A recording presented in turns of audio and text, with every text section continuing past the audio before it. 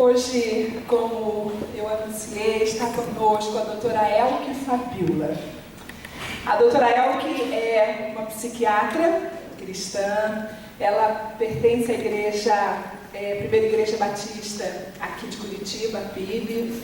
E quando nós, para você, sabe, quando nós fizemos Ministério de Mulheres e Ministério de Homens, que está à frente desse seminário, quando nós discutimos sobre os temas, um dos temas que nós sabíamos que era muito importante, era este, as doenças do humor e as deformações que elas trazem em nós.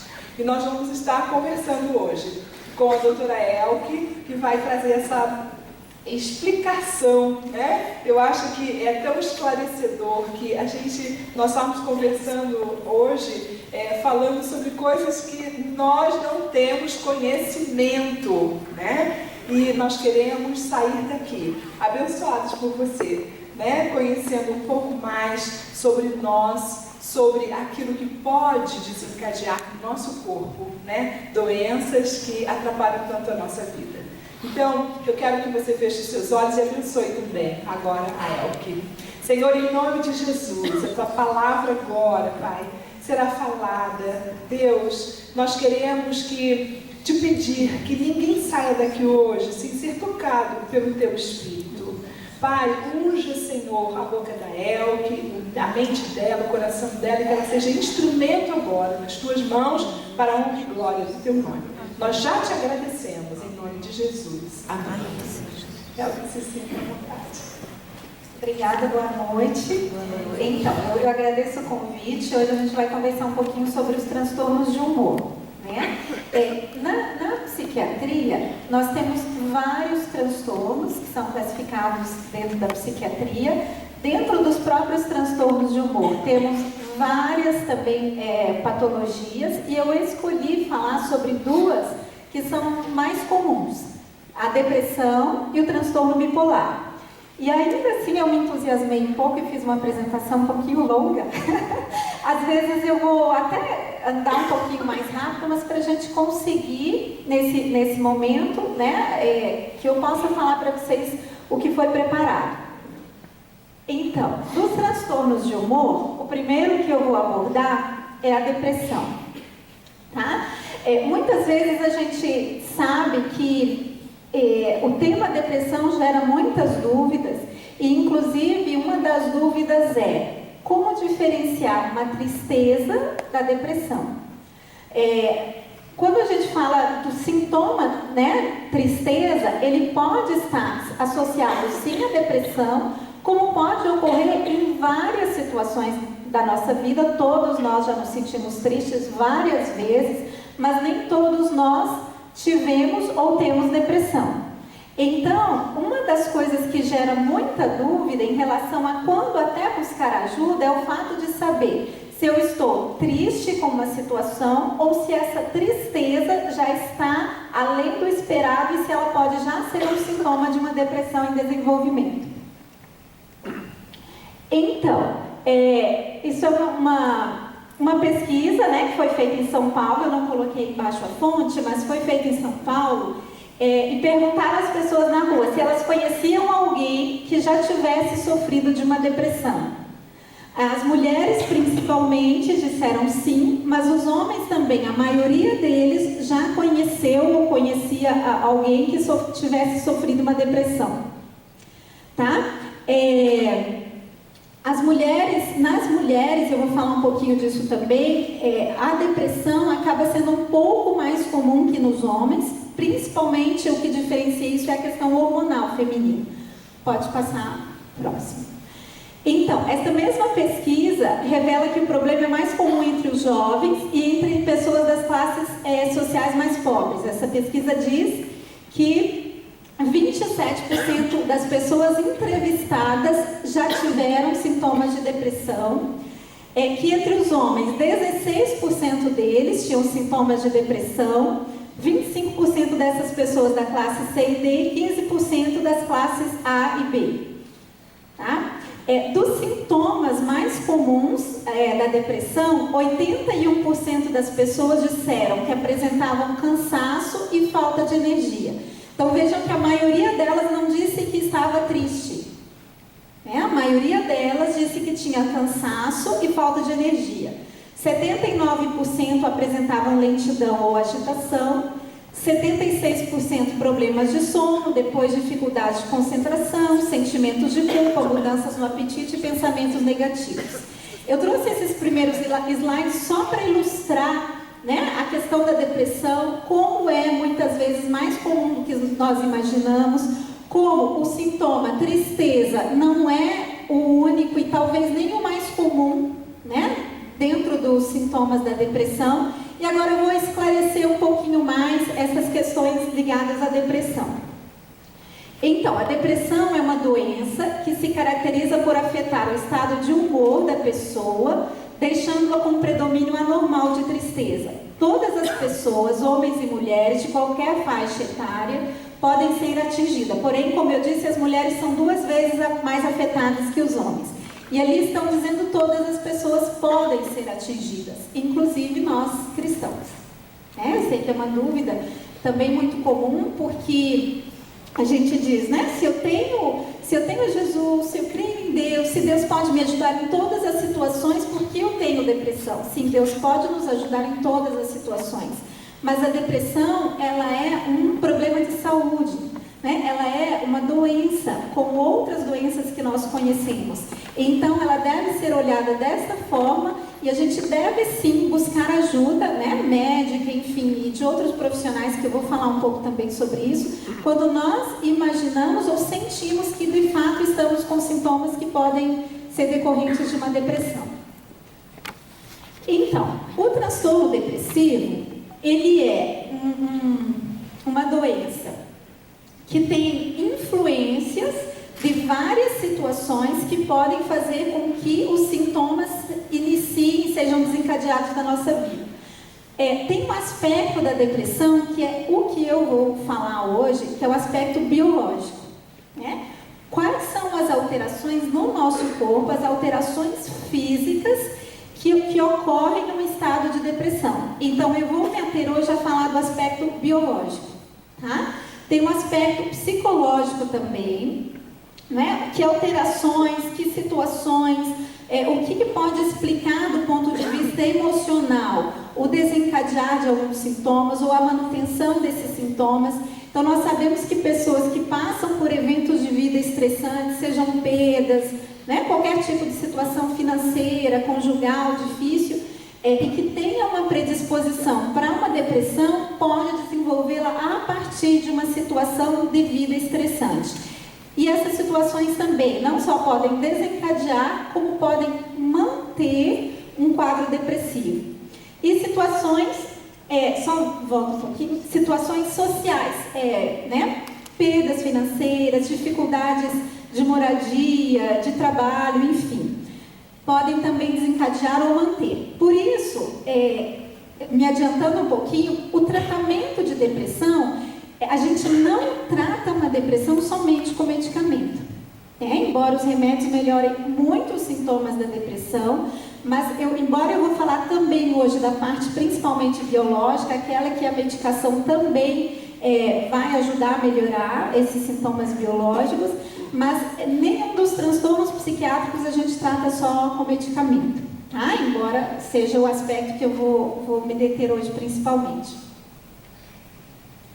Então, esse complementa o slide anterior que eu estava dizendo, dos fatores biológicos, psicológicos e ambientais, que eu mencionei alguns já anteriormente. E algo que eu acho bem interessante a gente ressaltar é que os fatores genéticos, eles contribuem em 40% a 50% para que haja o desencadear de uma depressão. Como que se descobre isso? Através de estudos com gêmeos. Então, se percebe nas pesquisas que os gêmeos idênticos, ou seja, os gêmeos que têm o mesmo material genético, que é semelhante de um gêmeo para o outro, eles têm uma taxa de depressão depressão maior que dos gêmeos não idênticos, que têm um material genético diferente de um para o outro. Então, se um gêmeo idêntico tem depressão e o outro também, a gente percebe que aumenta a chance de que esse transtorno seja desencadeado por um fator genético. Além dos estudos genéticos em gêmeos, também estudos de adoção.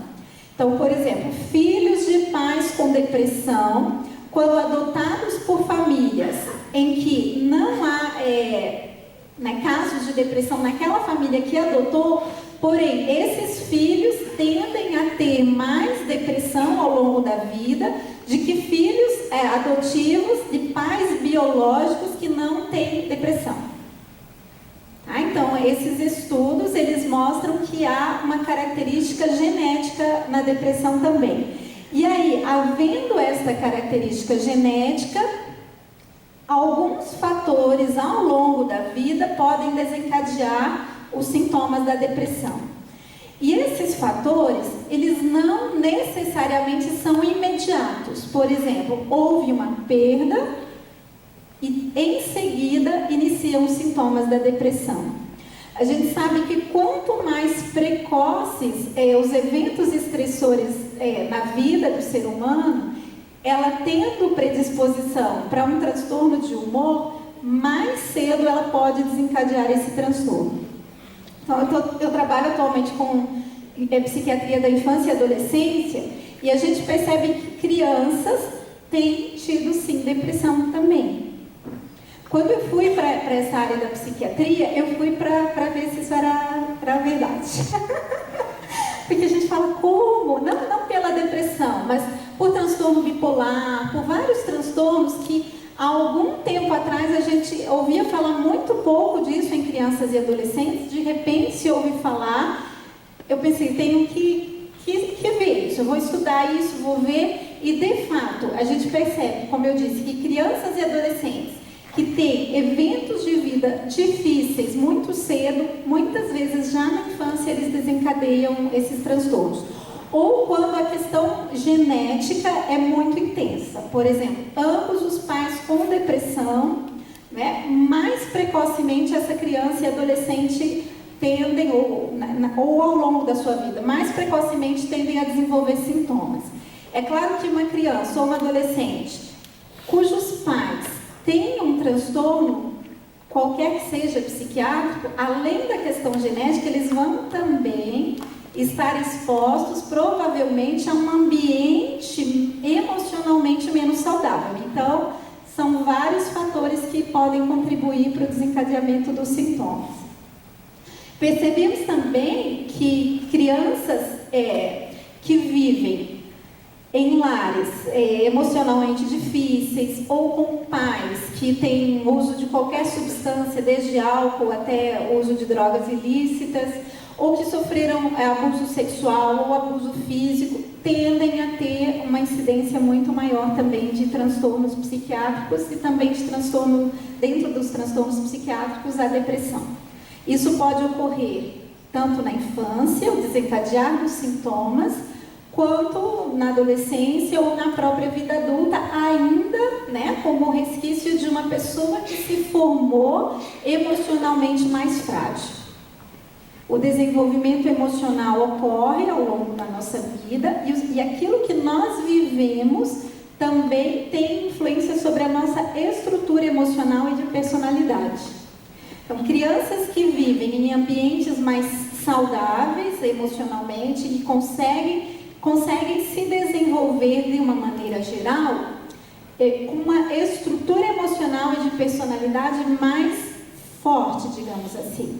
Então, ao longo da sua vida, ela passa por alguns eventos, né? Todos nós passamos por eventos difíceis, e algumas pessoas, mesmo tendo uma tendência genética para uma depressão ou transtorno de humor, ela pode não desenvolver necessariamente. Então, são vários os fatores, como eu estou dizendo, que contribuem para o desenvolvimento de um transtorno de humor, especificamente da depressão. Nós também, eu atendo crianças e adolescentes, mas fiz há algum tempo, né? Algum tempo antes eu já trabalhava como psiquiatra, e atendo muitos adultos também. Eu coloquei uma foto aqui de uma mulher fazendo de conta que está sorrindo, na verdade, né? Ela não está fazendo de conta, ela está, né, mascarando uma tristeza, tentando mascarar, porque não só na infância e adolescência esses eventos negativos acontecem e fazem com que a pessoa desenvolva sintomas, mas nós temos visto muitas pessoas que buscam ajuda, e também no meio cristão, vivendo sofrimentos terríveis e vivendo isto sozinho, ou sozinho, homens também, que tentam esconder o que está acontecendo, como estão se sentindo, questões muito sérias que às vezes têm passado, principalmente no lar, e isso vai fragilizando cada vez mais as pessoas. Desenvolvem questões de depressão e várias outras questões, não necessariamente de depressão, mas questões emocionais, e às vezes, ou quando procuram ajuda, estão em estado emocional muito difícil, extremamente fragilizadas. Então, também vem falar como um alerta que quando nós não estamos bem, e se a gente está percebendo que há algum tempo que eu digo é um mês, né? Eu estou triste, estou desanimada, estou cansada, não estou conseguindo desempenhar minhas atividades, talvez já seja hora de conversar com alguém sobre isso. Ou se não necessariamente sintomas, mas se estou vivendo situações difíceis que me fragilizam e que às vezes a gente tem vergonha de contar para alguém o que está acontecendo conosco, e isso pode desencadear não somente depressão, mas pode emocionalmente, né, ir minando a nossa saúde de várias formas. Então nós, mesmo cristãos, que a gente acha que dentro da nossa casa ou na nossa vida não acontecem determinadas situações, como abuso emocional da esposa para com o marido ou do marido para com a esposa, abuso físico, violência no lar, abuso sexual, a gente tem visto que isso acontece nos lares, em todos os lares, independente de ser cristão ou não cristão. E os cristãos, nós às vezes temos um pouco mais de dificuldade de pedir ajuda, a gente tem mais vergonha de falar sobre esses assuntos do que as pessoas não crentes. Porque a gente acha que não deveria acontecer conosco. Na verdade, não deveria acontecer com ninguém, mas acontece. Tá? E são fatores muito importantes no desencadeamento de várias situações, inclusive depressão. Ok? Então, atentos. Se algo acontece com vocês que está fragilizando, busquem ajuda o quanto antes. Tá? Veja só. Eu trouxe só alguns dados aqui, estatísticos, em relação à própria depressão. O risco de recorrência da depressão é significativo. Então, quando a gente fala de um transtorno depressivo, em que a pessoa desenvolve os sintomas compatíveis com depressão, passando ou não por um tratamento, o risco de recorrência é de 50% após o primeiro episódio. E a cada novo episódio depressivo, o risco de recorrência, ou seja, o risco de novos episódios tende a aumentar. Então, 50% de risco de um novo episódio após o primeiro, 70% de risco de recorrência após 2 episódios e 90% após 3 episódios depressivos. 20 a 40% dos pacientes com transtornos de humor apresentam comportamentos suicidas não fatais. Veja como é alto esse número. O que é comportamento suicida não fatal? Por exemplo, não estar bem e dirigir em alta velocidade, ingerir medicamento em excesso, colocar de alguma maneira a sua vida em risco. 15% das pessoas hospitalizadas por transtorno depressivo maior tentam suicídio. 70% das pessoas que suicidam, que se matam, tiveram previamente ou diagnóstico ou sintomas de depressão. E 15 a 20% dos pacientes com depressão podem não responder ao uso de antidepressivos e têm uma evolução insatisfatória, que são os casos que nós chamamos de casos refratários, tá? A depressão.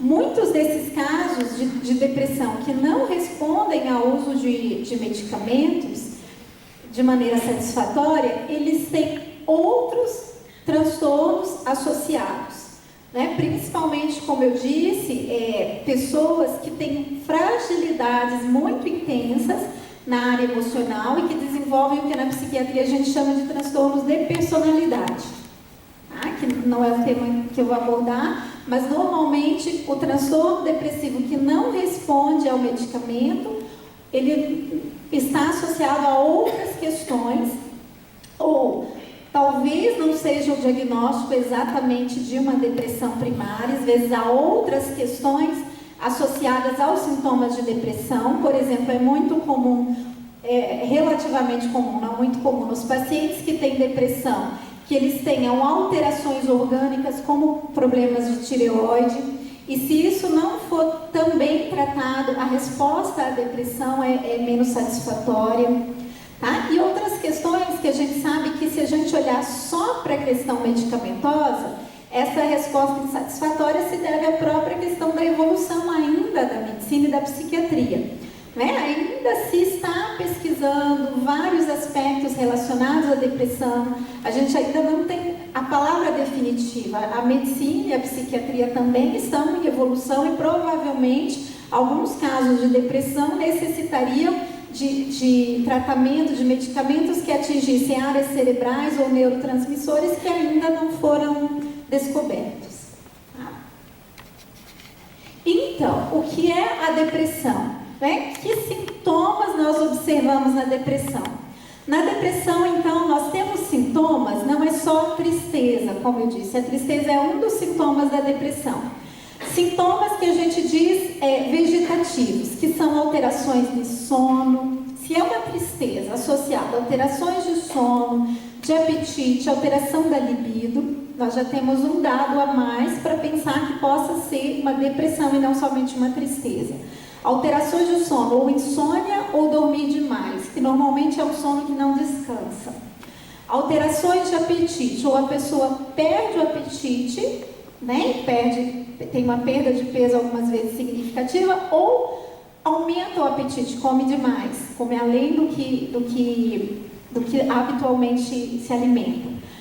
Os sintomas cognitivos, então a tendência da pessoa que está com depressão, além de alterar cognitivamente a atenção, a memória, o pensamento da pessoa com depressão, ele tende a olhar as coisas tendendo sempre para o polo negativo das questões. Então tem um pessimismo, sentimentos de culpa, que às vezes não são culpas reais, que a pessoa deveria estar realmente se sentindo culpado.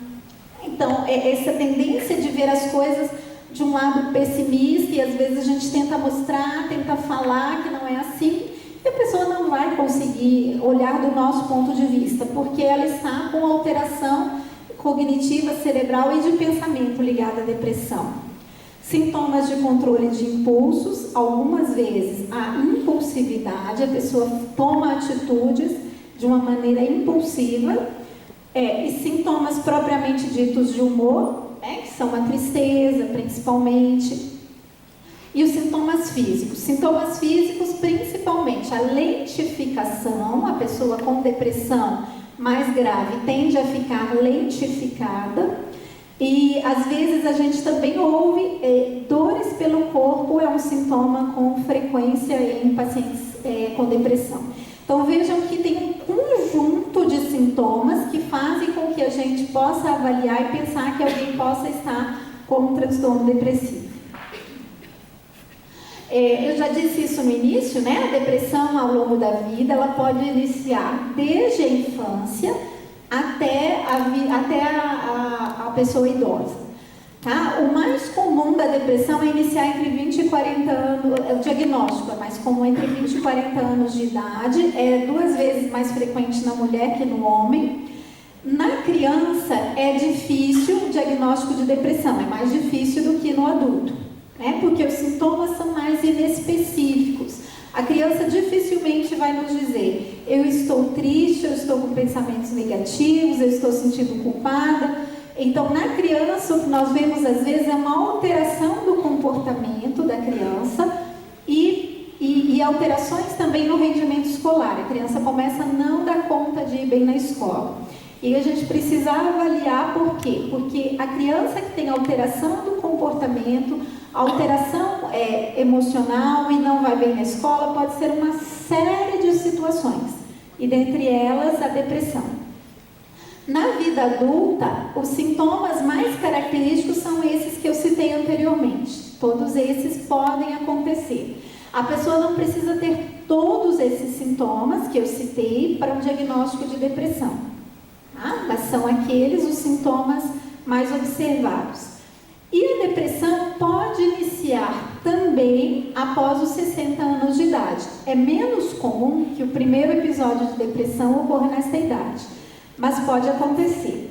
Quando então nós atendemos uma pessoa com mais de 60 anos, com início de sintomas depressivos, nós devemos, em primeiro lugar, pesquisar. A gente faz isso em todas as idades, mas no idoso, normalmente, tem algum outro fator associado à depressão, fator orgânico. Doenças de tireoide, anemia, né? Vários outros transtornos. Doenças cerebrais vasculares, como os pequenos derrames, vários fatores estão associados à depressão que se inicia após os 60 anos de idade.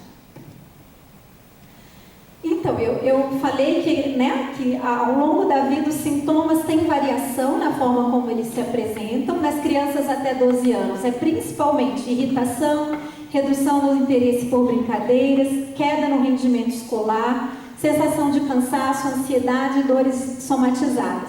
Porém, mesmo aqui, a gente precisa avaliar a criança, ter contato com ela, perceber o humor dela para fazer esse diagnóstico, porque essas situações não ocorrem só na depressão. No adolescente, principalmente, nós vemos agressividade, alteração no apetite, os pensamentos suicidas comuns na adolescência e o isolamento, o adolescente quer ficar mais quieto, sozinho. Nos adultos também tem o isolamento, a tristeza, já alterações de humor, de sono e perda da libido. São sintomas mais comumente observados nessas faixas etárias. Próximo. Aqui, eu repito, né, no slide eu vou passar esse. Próximo. Então, eu disse que os eventos negativos de vida contribuem também, juntamente com o fator genético, para desencadear a depressão. E pesquisas mais recentes têm mostrado, baseado em modelos animais, que os cuidados maternos podem alterar a expressão do gene que acaba desencadeando sintomas depressivos. Porque não é só a pessoa tem uma tendência genética para um transtorno. E aqui a gente está falando da depressão, não é por ter uma tendência genética que ela vai desenvolver. Esse gene, ele deve estar ativo. Né? Para ele desenvolver sintomas, ele deve estar ativo. E o gene, quando a pessoa tem o gene, mas não tem sintomas, provavelmente esse gene está inativo. É como se ele estivesse dormindo. E as pesquisas têm mostrado que os cuidados maternos, um ambiente acolhedor, né, ele tende a manter esse gene inativo por muito mais tempo ao longo da vida. Próximo. A gravidade da depressão. Então, a depressão ela pode ir desde leve a moderada e grave. Na depressão leve, pode ser que tenha todos aqueles sintomas ou parte deles, mas a pessoa ainda consegue desempenhar suas funções. Então, quem está com sintomas depressivos, às vezes vai trabalhar, faz as coisas em casa, né? Cuida dos filhos, do marido, da esposa, mas sente uma dificuldade maior em desempenhar todas essas funções do que quando está bem. Então, a pessoa percebe que não está tão bem como o seu habitual, mas quem está em volta normalmente não percebe. Não é perceptível. A depressão moderada já afeta parcialmente as funções do indivíduo. Quem convive com a pessoa pode perceber que ela não está tão bem Mas a pessoa já sente que não consegue. Aí começam às vezes faltas ao trabalho, ou a casa já não fica tão organizada como era o habitual, enfim. Na depressão grave, não só tem uma incapacidade social e profissional também, como é aquela pessoa que chega que a gente já percebe na face dela que ela não está bem. Aquela pessoa que chega triste, abatida, né? A gente percebe de olhar que essa pessoa não está bem. Normalmente está com sintomas já de depressão grave. E como é então que se desenvolve a depressão? Pode passar o próximo. Aqui a gente tem a figura de dois neurônios com os neurotransmissores, que é o que a gente ouve falar bastante na depressão. Então, esta figura, pode passar o seguinte, fala dos neurotransmissores. Na depressão nós temos 3 neurotransmissores principalmente, que quando eles não estão funcionando adequadamente, então se desencadeiam os sintomas da depressão. Eu vou falar então, vou ler somente para vocês terem uma ideia de como os neurotransmissores regulam muitas vezes funções corporais nossas. Então, a noradrenalina, ela determina se a nossa atenção está dirigida para fora, para os eventos externos, ou para o ambiente interno do corpo. Ou seja, a pessoa com depressão, ela percebe mais o seu corpo, ela percebe mais os seus próprios sintomas, ela percebe mais os seus pensamentos, ela fica voltada mais para si mesma. A noradrenalina também auxilia a priorizar estímulos externos competitivos e fixa a atenção em apenas algum desses. Então, várias coisas do ambiente, eu presto atenção apenas no que eu preciso para esse momento. Tá? Isso quando está funcionando bem a noradrenalina. O controle da cognição, do humor, das emoções, dos movimentos e da pressão arterial. E há várias vias de noradrenalina dentro do cérebro. Próximo. Um outro neurotransmissor que também está associado à depressão, próximo, por favor, é a dopamina, que ela modula o comportamento, a atividade motora, os automatismos, a nossa motivação, a recompensa cerebral, regulação do sono, do humor, ansiedade, atenção e o aprendizado. Próximo. E o mais falado é a serotonina, que regula o humor, ali à minha direita, controle de movimentos, as obsessões e compulsões, ansiedade, ataques de pânico, regula o apetite e o comportamento alimentar, regula o sono e o controle de resposta sexual. Então, na depressão, um desses neurotransmissores, ou 2, ou até 3, podem estar alterados, pode passar, e eu vou mostrar para vocês, então, como eles afetam o organismo. Quando os neurotransmissores estão esgotados, atividades de áreas cerebrais, tá, que regulam o humor, o apetite, o sono, a função sexual, a pressão arterial, estão prejudicadas. Mensageiros químicos, então, que saem do cérebro, vão para o sangue com alguma deficiência no controle das funções corporais, e aí vai prejudicar essas funções corporais reguladas via cerebral. Por isso que a pessoa, quando está com sintomas de depressão, apresenta também sintomas físicos, como eu disse. Alteração de sono, de apetite, alteração de libido, às vezes lentificação, né, psicomotora, está mais lento para falar, para pensar, porque tudo isso é regulado através do cérebro e nos mostra mais uma vez que a depressão é um problema de saúde, porque alterações em funções cerebrais existem. Próximo. Essas são algumas áreas cerebrais que estão alteradas na depressão, e eu vou mostrar agora, no próximo slide, como os próximos slides, que as funções dos neurônios estão alteradas. Então, ali é o neurônio de serotonina, esse de cima, a forma de uma pera invertida, não sei, é um neurônio, embaixo também na mesma cor é um outro neurônio. E aquele espaço entre os dois nós chamamos de sinapse, que é onde os neurotransmissores são enviados de um neurônio ao outro para produzir as funções cerebrais que eu mencionei agora. Próximo, por favor. Tá? Essa é uma outra figura mostrando o transportador do neurotransmissor. E agora o que altera, próximo, na depressão, então. Esse aqui, então, é aquela figura, a mesma figura, 2 neurônios e o espaço que é a sinapse. Aqueles triângulozinhos seriam os neurotransmissores que eu vou dizer aqui, serotonina, um deles. Aqui, então, são 2 neurônios com a sinapse e os neurotransmissores sem depressão. Vejam o próximo com depressão, como reduz, né, a quantidade de neurotransmissores no espaço.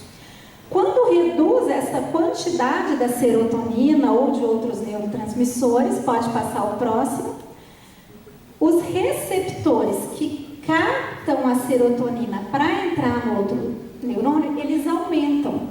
Os receptores pensam assim, se é que eles pensam.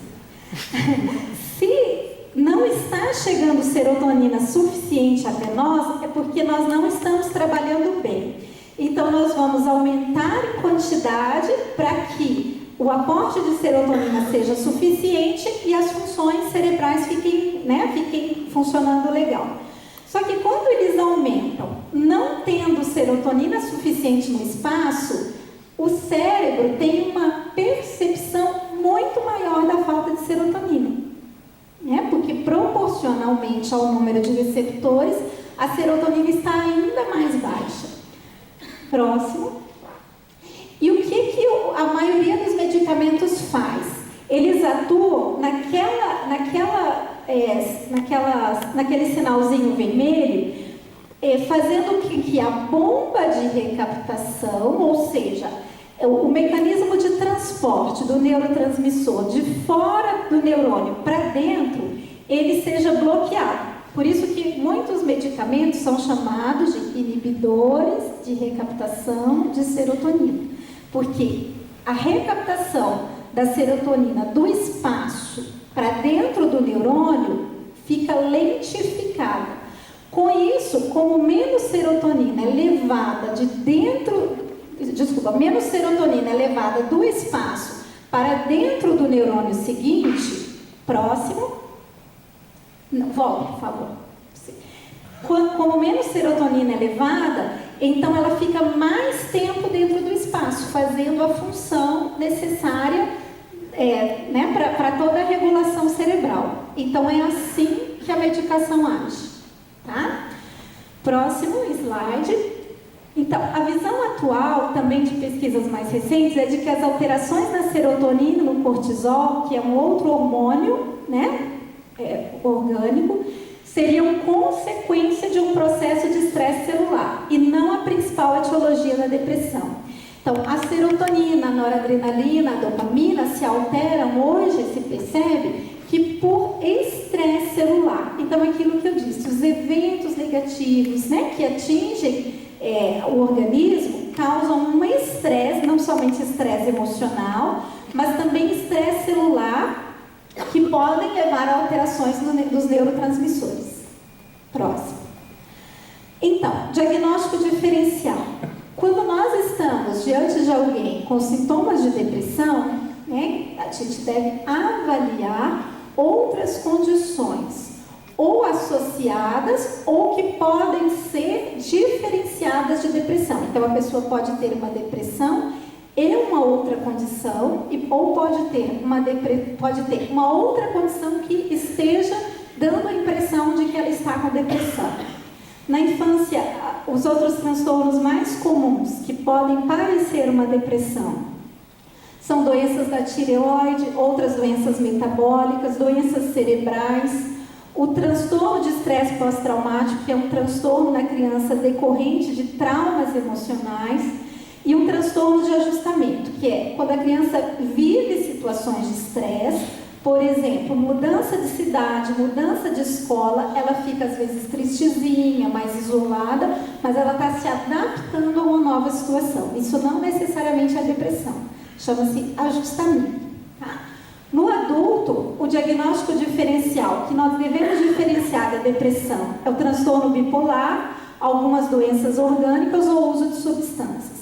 Por exemplo, um adulto que use bebida alcoólica. O álcool é um depressor do sistema nervoso central e pode causar sintomas depressivos, inclusive depressão. Tá? Nos idosos, como eu disse, transtornos orgânicos muitas vezes estão ou associados ou mimetizando uma depressão, como anemia. A demência muitas vezes tem sintomas parecidos com a depressão, doenças da tireoide, outras doenças metabólicas, neoplasias, que são os tumores benignos ou malignos, e até efeitos colaterais de alguns medicamentos. O tratamento, eu coloquei o slide só para vocês verem que existem muitos antidepressivos, não estão todos aqui. Tá? Existem muitos antidepressivos, esses são os mais comuns, os mais usados. Então, quando a gente atende alguém com depressão, a gente vai avaliar os sintomas, as manifestações de depressão naquela pessoa, que tipo de outras doenças essa pessoa pode ter, que outros medicamentos ela pode usar, para que a gente então vá escolher o tratamento mais adequado para esse paciente. Próximo. E o transtorno depressivo, de acordo com a gravidade dos sintomas, ele pode ser tratado em consultório ambulatório, que é o mais comum de tratamentos, ou pacientes com sintomas mais graves, eles podem ser acompanhados durante um tempo em CAPS, que são internações parciais, em que a pessoa fica meio período, alguns dias ou 5 vezes por semana, em uma unidade onde ela tem acompanhamento de psiquiatra, psicólogo, terapeuta ocupacional, nos casos de depressão um pouco mais graves, e até internados em hospitais clínicos ou hospitais psiquiátricos, principalmente as pessoas que têm ideias de suicídio ou que tentaram suicídio. Essas pessoas, elas não devem, na maioria dos casos pelo menos, fazer o tratamento em consultório, pela gravidade dos sintomas e pelo risco realmente de que a depressão leve ao suicídio. Porque quando a pessoa está com sintomas depressivos, como eu disse anteriormente, uma das questões que aumentam o risco do suicídio é a impulsividade que ocorre em muitos pacientes com depressão, e o pensamento tendendo sempre para o polo negativo, de achar que aquilo nunca vai passar. E a gente sabe que não é assim, que vai passar, que tem tratamento, que tem várias formas de ajudar essa pessoa. Como eu disse no início, o tratamento não é feito só com medicação. A medicação é uma das abordagens do tratamento da depressão. Outras formas, principalmente psicoterapia, são formas de abordar esse paciente. Algumas vezes um atendimento com assistente social, dependendo das condições que a pessoa se encontra socialmente, e várias outras abordagens que variam de caso para caso. Eu vou falar, esse transtorno também é muito comum, eu vou falar mais rapidamente. A depressão tem muito mais aspectos que precisavam ser colocados, do transtorno bipolar. Então, pode passar, por favor. Assim como na depressão, o transtorno bipolar, ele é desencadeado, ou pode ser caracterizado por fatores biológicos, psicológicos também, ambientais e fatores genéticos. No caso do transtorno bipolar, o fator genético é mais expressivo para o desenvolvimento dos sintomas que na depressão. De 79% a 83% de participação genética, sendo que se uma pessoa tem parentes de primeiro grau com transtorno bipolar, ela tem uma chance 10 vezes maior que a população em geral de desenvolver o transtorno. Como diferenciar o transtorno bipolar da depressão? O transtorno bipolar é caracterizado por episódios de depressão e de euforia. Então aqui nós temos um gráfico de depressão, aquela linha de cima é a linha do humor habitual, e ali o triângulozinho para baixo mostrando um período em que a pessoa está com o humor rebaixado, que é um episódio de depressão. Isso não é transtorno bipolar, isso é depressão. Próximo. Aqui são vários episódios depressivos que a pessoa pode ter ao longo da vida. Isso também é depressão, não é transtorno bipolar. Próximo. E aqui, então, nós vemos que o triângulozinho para baixo, ele mostra um episódio depressivo. O humor está rebaixado. E esta pessoa também, em algum momento da vida, ela fez os episódios eufóricos. que são o humor elevado, sentir-se muito bem, rir excessivamente, falar demais, pensamento acelerado ou uma irritabilidade extrema. Tá? Então, esses episódios de euforia ou de irritabilidade extrema em pessoas que já tiveram episódios depressivos nos deixam em alerta, porque provavelmente trata-se de um transtorno bipolar. Então, a Charge está dizendo, o que nós queremos? A cura para a bipolaridade. E quando nós queremos isso? Nós não queremos mais. Né? É um humor que mostra, porque a gente ouve falar assim, tal pessoa muda de repente de humor, ela é bipolar. Pode ser, pode não ser, já falo um pouquinho sobre isso. Próximo é uma outra. Então, tem dias que a gente se sente como quem partiu ou morreu, ela muito triste. Daí ela para e pensa e diz, droga, eu sempre esqueço essa parte, só sei aquela. Daí ela começa a cantar, roda mundo, roda gigante, roda moinho, roda peão. Também uma mudança rápida no humor. Embora isso seja, quando a gente lê, é engraçado, mas vocês imaginem o sofrimento de alguém que vive coisas assim, sintomas assim. É claro que o transtorno bipolar, muito mais comumente, as alterações de humor não são tão rápidas quanto a gente imagina. Essas pessoas às vezes passam períodos da vida, meses ou até anos, sem sintomas, e em alguns momentos desenvolvem ou depressão ou euforia. Então aqui é um quadrinho que mostra uma mudança muito rápida do humor, que não é característico frequentemente do transtorno bipolar, embora possa acontecer.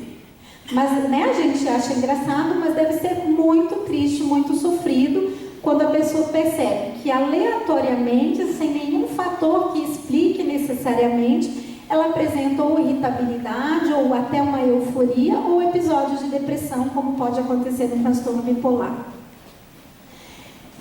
Os sintomas do transtorno bipolar, na fase de depressão, a linha direita, não se diferenciam de uma depressão não bipolar. Tá? O episódio de depressão, o transtorno bipolar ou não bipolar são semelhantes. O que nós vamos ver no bipolar são os episódios de mania, que se caracterizam por episódios ou momentos na vida em que a pessoa tem uma sensação de extremo bem-estar, com aceleração do pensamento e da fala, como eu falei, agitação e hiperatividade, diminuição do sono, diminuição da concentração, desinibição e impulsividade. Então, é um transtorno que leva também a muitas dificuldades profissionais, sociais, conjugais, enfim, de várias formas. Próximo, por favor. No transtorno bipolar, assim como na depressão, mas principalmente aqui, nós vemos alterações que chamamos de neuropsicológicas. Então, testes padronizados mostram pessoas com déficits em funções executivas. Funções executivas são as funções cerebrais, principalmente do lobo frontal na frente do cérebro, que nos proporcionam planejar eventos, organizar situações da nossa vida, controlar a impulsividade, dentre outras. No transtorno bipolar, então, a pessoa se desorganiza. Não só desorganiza em sintomas, como muitas vezes o seu ambiente, o seu trabalho, a sua vida, ela não consegue estruturar e planejar as coisas. Então, vive, quando sintomática, de uma maneira desorganizada. As alterações cognitivas são mais leves que na esquizofrenia, mas também têm alterações significativas na atenção, na memória, no aprendizado, como está ali embaixo. E em alguns portadores do transtorno bipolar, essas disfunções na organização, na impulsividade, na atenção, na memória podem ser persistentes. Principalmente naquelas pessoas que têm vários episódios e não tratam esses episódios. Porque cada episódio de depressão ou de euforia, ele vai causando alterações cerebrais que podem se tornar persistentes. Também no transtorno bipolar, assim como na depressão, nós podemos ter sintomas desde a infância. Tá?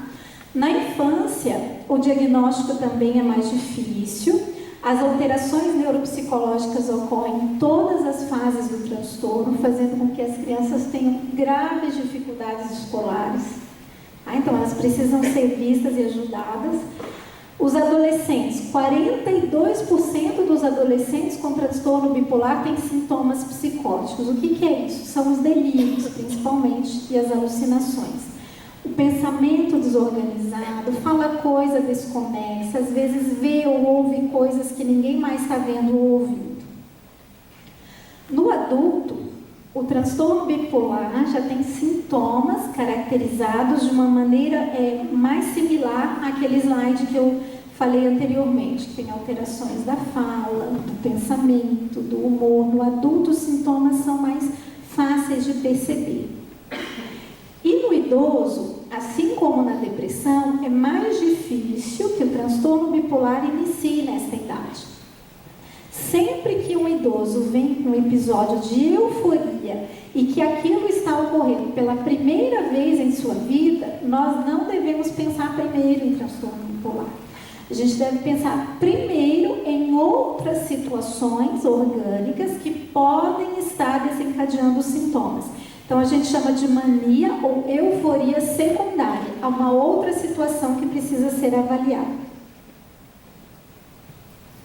O transtorno bipolar, assim como na depressão, existem várias possibilidades de tratamento medicamentoso que deve ser avaliado, então, caso a caso. Há medicamentos mais indicados para a fase de depressão, há medicamentos mais indicados para a fase de euforia, há medicamentos que se usam com mais frequência na infância ou na adolescência. Então, isso é individualizado também. E também no próximo, como na depressão, o tratamento também ele vai variar, o tratamento de local de acordo com a gravidade dos sintomas.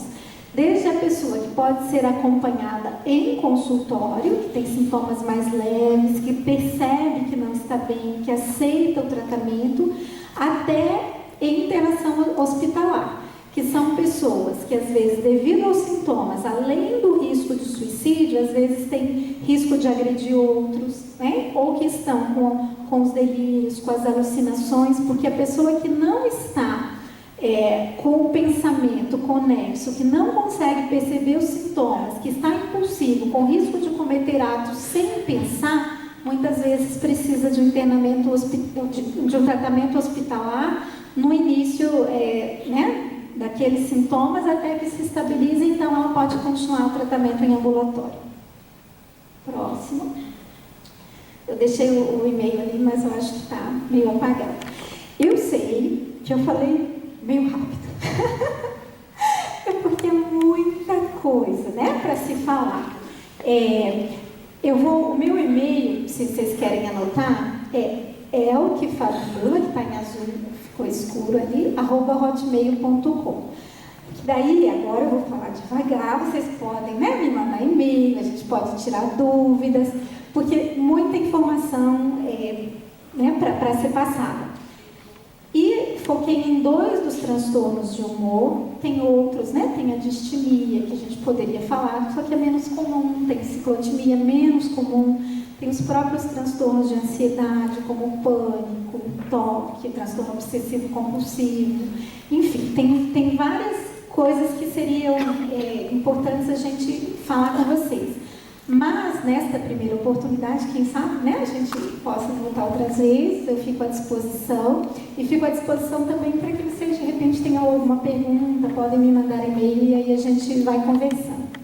Tá? Eu espero que tenha sido útil no sentido de despertar apenas o interesse pelo tema.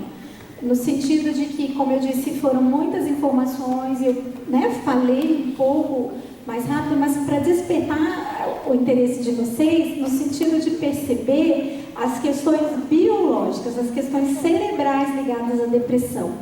Junto dessas questões biológicas, vem também as questões emocionais que precisam ser abordadas, e muitos outros aspectos. O que eu quis mostrar é como, de fato, na depressão e no transtorno bipolar, existem alterações cerebrais que, às vezes, Quem está vivendo aquela situação não se dá conta.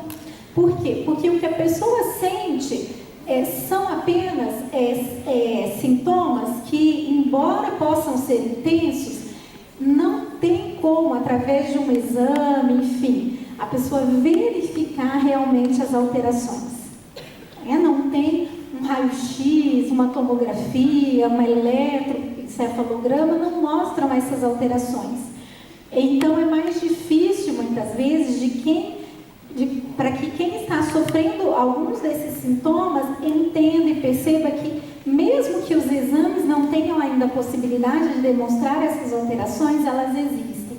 E é por isso que uma das formas de abordagem da depressão e do transtorno bipolar é a medicação. A medicação vai agir justamente nessas alterações que nós não temos ainda, através de exames, como demonstrar.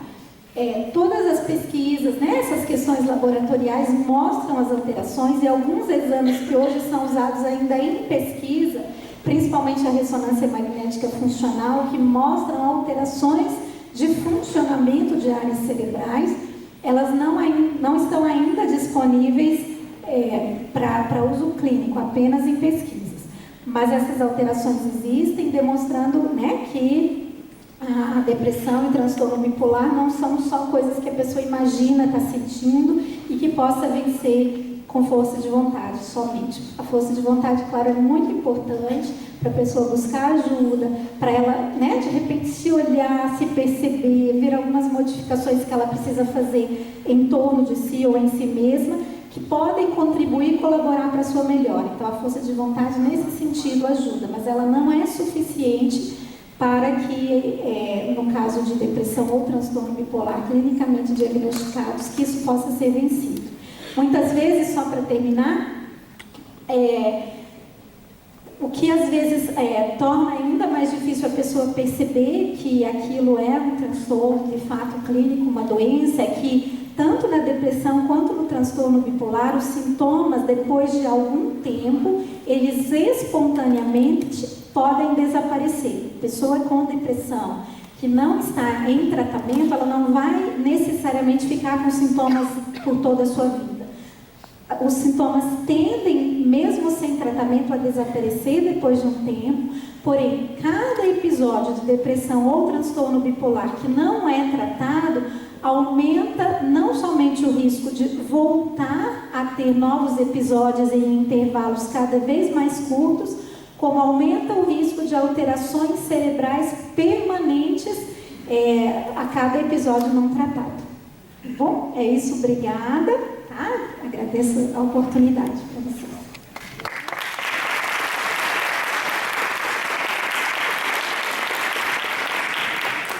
Boa noite, irmãos. Graças e paz. Essa igreja é uma bênção, né? E convida a gente também que é uma bênção. É a Igreja Alameda cuidando de você em todas as áreas. Estava ouvindo a doutora Elfa Fabiola falar e estava pensando justamente como é importante a igreja se abrir para essa nova visão da interdisciplinaridade. Porque agora nós podemos ter aqui dois grupos. É verdade. Dois grupos de estudo aqui. Um grupo pensando assim, agora eu devia poder pensando, não vou nem mais chamar os pastores da igreja. Doutora Elfa deu todas as dicas, está tudo resolvido. Aliás, vocês perceberam, né? Ela não falou rápido porque está tendo aqui um problema aqui no euforismo, não, nada disso, entendeu? Foi só por causa do tempo. Quem sofre de síndrome do pensamento acelerado sou eu, não é você. Mas você pode pensar isso. Ou podemos ter um outro grupo que estava aí sentado e essa doutora está falando aí, não tem nada a ver. Aprendi aqui na igreja que o negócio é orar, vamos orar, e põe a mão.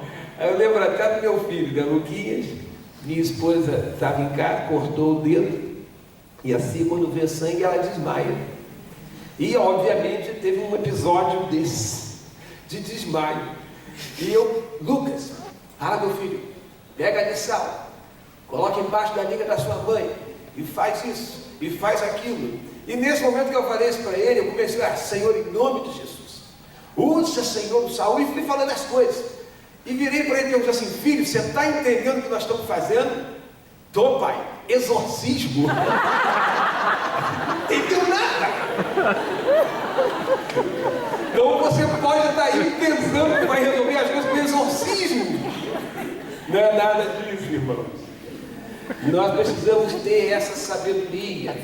Por exemplo, em olharmos para as Escrituras, como a Zé disse, e lembrarmos que até mesmo nas Escrituras nós temos episódios de homens de Deus que tiveram depressão, como ela citou o caso, Davi e Elias. Elias no momento, guerreando, matando, ganhou a guerra, e daqui a pouco ele disse: Senhor, tira minha vida, eu quero morrer.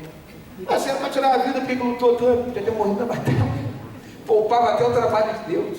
Mas não é nada disso, não é que ele queria que tirasse a vida, é que ele estava num estado depressivo. Você está entendendo?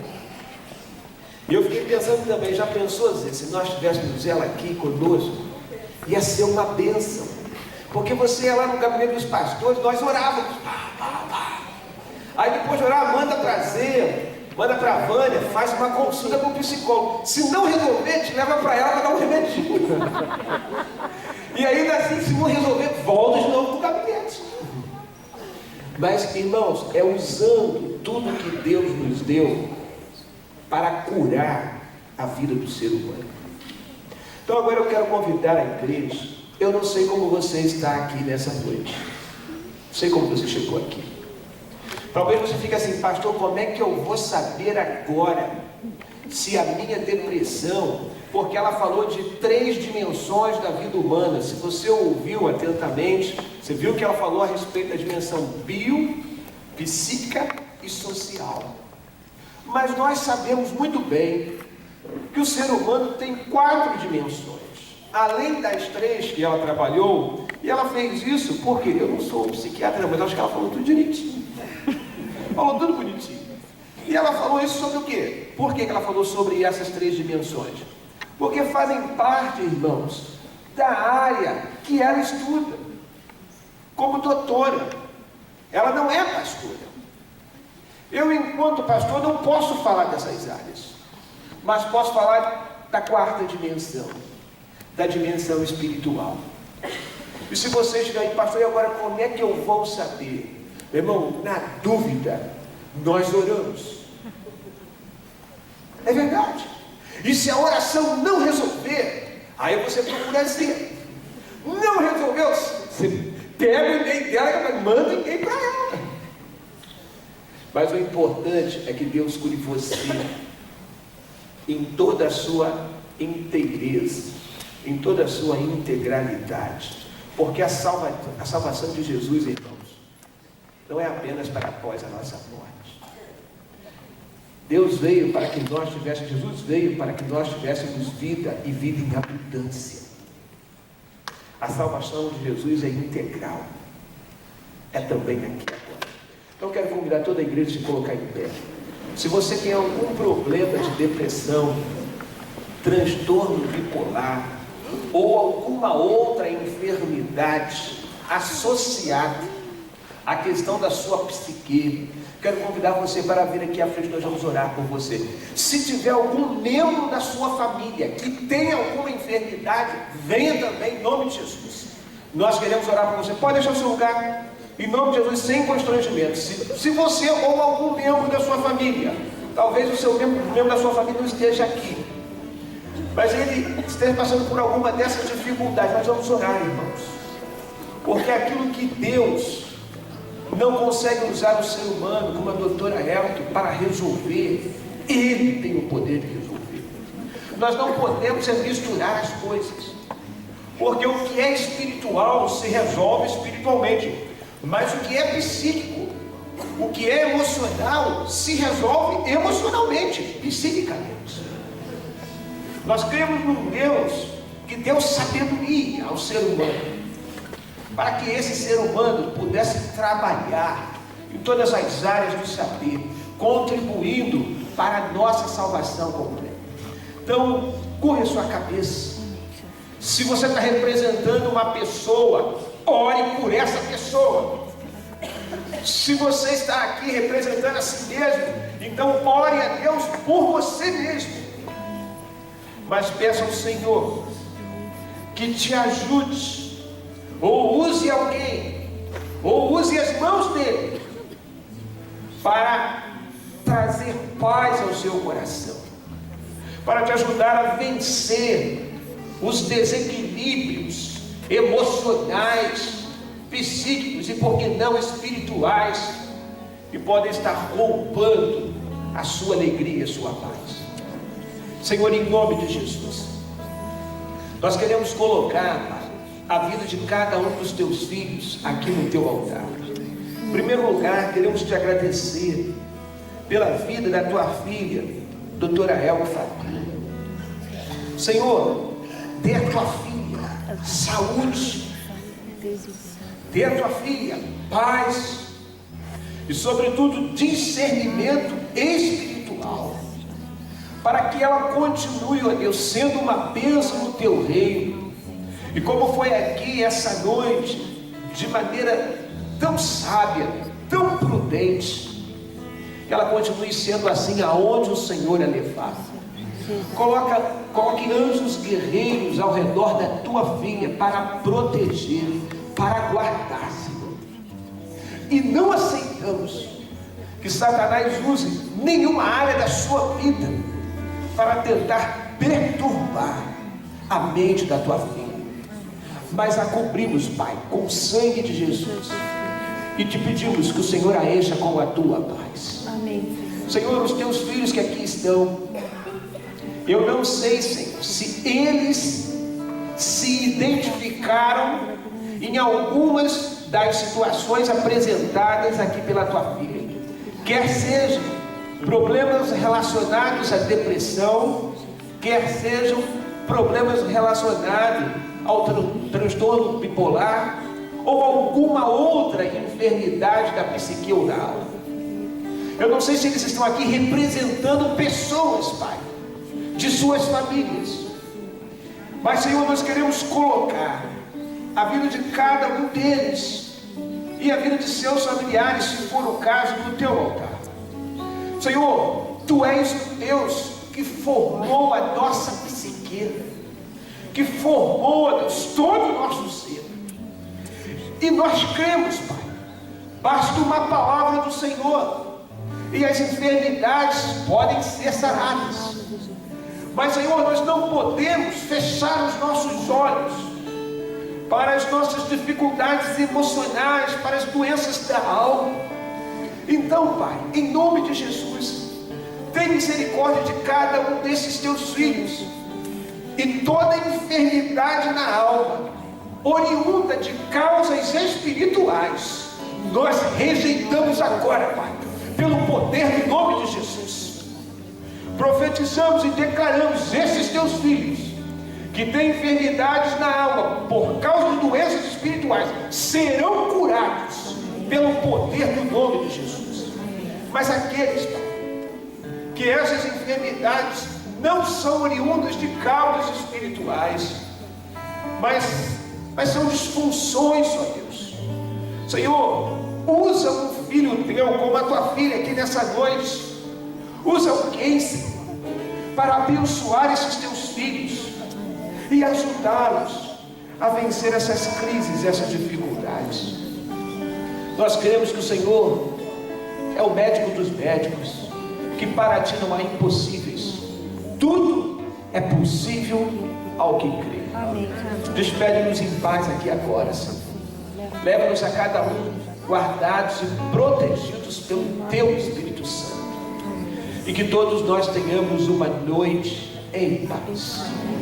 Que agora, com o amor de Deus, nosso Pai, a graça salvadora do nosso Senhor Jesus Cristo e as benignas consolações do Espírito Santo estejam sobre você e sobre a sua família. Amém. Pelo poder do nome de Jesus. Amém. Amém.